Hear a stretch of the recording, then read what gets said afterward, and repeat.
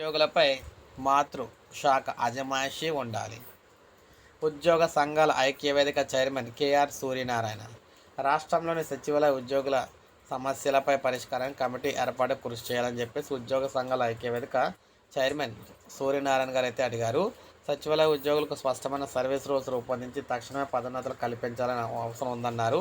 విజయవాడలోని ఏపీ ప్రభుత్వ ఉద్యోగుల సంఘం రాష్ట్ర కార్యాలయంలో మీటింగ్ అయితే జరిగిందనమాట. ఇందులో మనం చూసుకుంటే ఉద్యోగ సంఘాల ముఖ్య నేతలు అందరూ కూడా ఇందులో కావడం అయితే జరిగింది.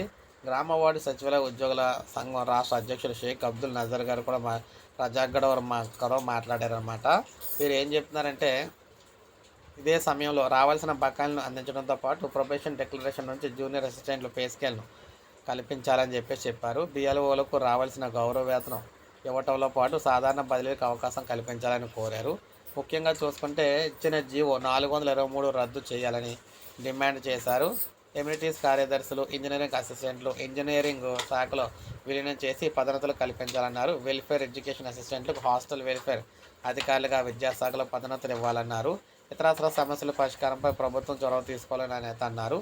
ఏపీ ప్రభుత్వ ఉద్యోగుల సంఘం రాష్ట్ర కార్యనిర్వాహక కార్యదర్శి జి నాగసాయి కూడా ఇందులో పాల్గొనడం అయితే జరిగింది. సో మొత్తం మీద చూసుకుంటే వివిధ విభాగాలు 12 శాఖలకు చెందిన సంఘాల నాయకులు అందరూ కూడా ఇందులో పాల్గొనడం అయితే జరిగిందనమాట. సో ఈ విధంగా మీటింగ్ అయితే ముగిసింది. ఉద్యోగులకు న్యాయం చేయాలని చెప్పి అయితే కోరుతున్నారు.